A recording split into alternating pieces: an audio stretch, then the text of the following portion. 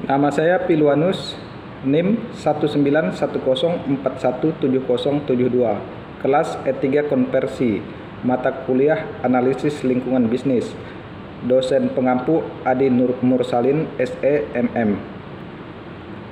Jawaban ujian tengah semester. Bagian A. Apa yang dimaksud dengan lingkungan bisnis? Lingkungan bisnis adalah suatu proses yang digunakan perencana-perencana strategi untuk memantau lingkungan bisnis dalam menentukan peluang dan ancaman. Yang kedua, coba saudara gambarkan analisis lingkungan bisnis. Lingkungan organisasi terdiri lingkungan eksternal, terdiri dari lingkungan internasional, kondisi ekonomi, hukum, dan politik dan teknologi. Yang kedua, lingkungan internal, terdiri dari modal dan material, sumber daya informasi IT, manajemen skill, tenaga kerja, entrepreneur. Soal ketiga, jelaskan apa yang dimaksud dengan strategi pasar dan strategi bukan pasar. Strategi pasar yaitu kinerja yang ditentukan oleh persaingan perusahaan-perusahaan seperti yang diarahkan pasar atau strategi kompetitif. Selain itu juga menggunakan strategi intermediat dilakukan oleh pasar itu sendiri. Sedangkan strategi non-pasar yaitu strategi yang dipengaruhi oleh lingkungan eksternal yang terdiri dari undang-undang, peraturan, keputusan, administrasi, dan tekanan publik. Strategi intermediate dilakukan oleh lembaga-lembaga publik dan swasta termasuk legislatif, pengadilan, lembaga regulator, dan sentimen publik. Yang bagian B, yang menjadi isu dari berita di atas adalah dampak kenaikan harga bawang. Yang kedua, pihak-pihak yang berkepentingan, petani dan pengusaha bawang. Kepentingan mereka berharap agar harga bawang kembali stabil. Yang ketiga, dampak kenaikan harga bawang pada petani bawang, yaitu para petani bawang nyaris gulung tikar karena tidak dapat berproduksi karena tingginya bahan baku. Soal yang keempat, bisnis yang terdampak akibat harga bawang naik. Produksi olahan bawang merah, produksi bawang goreng, produksi olahan bawang lainnya, sehingga mengakibatkan bisnis mereka hampir bangkrut.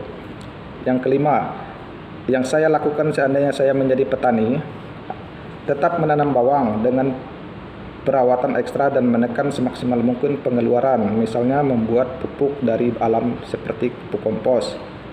Seandainya saya jadi pemerintah, saya akan melakukan operasi pasar dan membuat regulasi tentang harga bawang.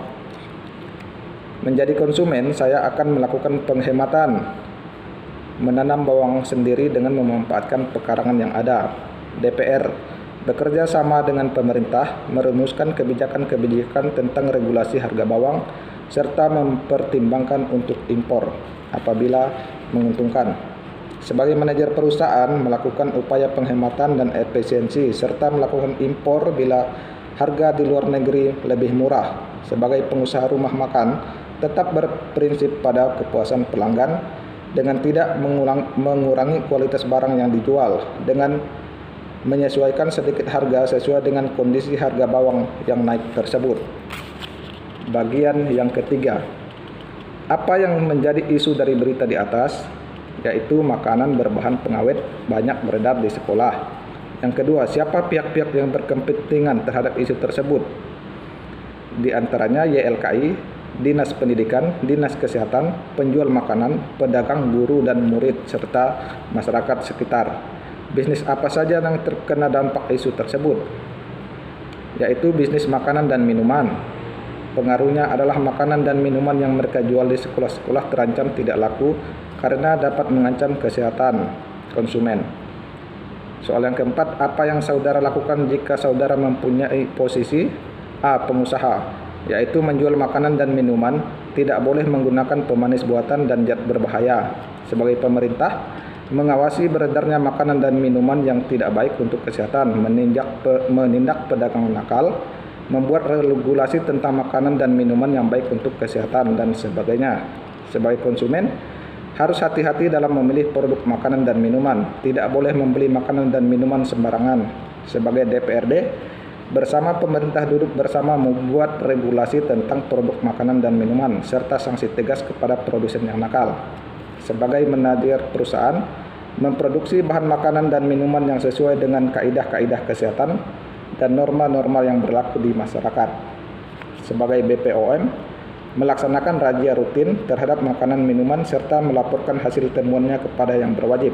Sebagai kepolisian, menindak para pedagang nakal apabila melakukan kecurangan, menegakkan sanksi hukum tanpa pandang bulu. Pengadilan, mengadili seadil-adilnya pengusaha atau pedagang yang melakukan praktik perdagangan curang terhadap produk yang mereka jual serta yang terkait di dalamnya. Bagian keempat, jawaban yang keempat, bagian keempat. 1. Lingkungan yang harus diperhatikan perusahaan dalam menjalankan bisnisnya. Yang pertama, lingkungan internal. Yang kedua, lingkungan eksternal. Lingkungan internal atau internal environment merupakan faktor di dalam perusahaan yang dapat mempengaruhi sebuah aktivitas bisnis secara sederhana. Lingkungan eksternal yaitu merupakan faktor di luar perusahaan yang dapat mempengaruhi sebuah aktivitas bisnis secara sederhana. Dalam lingkungan internal eksternal terdiri dari A. Ancaman produk serupa, B. Ancaman produk pengganti, C. Daya tawar dari pelanggan, D. Daya tawar dari supplier, E. Menjawab tantangan pesaing bisnis. Yang kedua, lingkungan umum kontekstual adalah faktor-faktor yang membentuk atau mengkondisikan pola hubungan dalam jaringan tersebut. Contohnya, sosial budaya, politik, ekonomi, dan hukum. Yang dimaksud dengan lingkungan industri yang B, sejumlah faktor yang mempengaruhi langsung suatu perusahaan, aksi serta reaksinya. C, yang dimaksud remote environment adalah yaitu seperti politik domestik dan global serta faktor teknologi dan sosial. Yang D, lingkungan operasional, yaitu analisis jaringan antar organisasi pusat, perhatiannya pada satu organisasi dan mencari keterkaitannya dengan organisasi lainnya, contohnya pasar, tenaga kerja, perbankan, dan lain-lain. Yang ketiga, apa yang dimaksud dengan analisis PESTEL?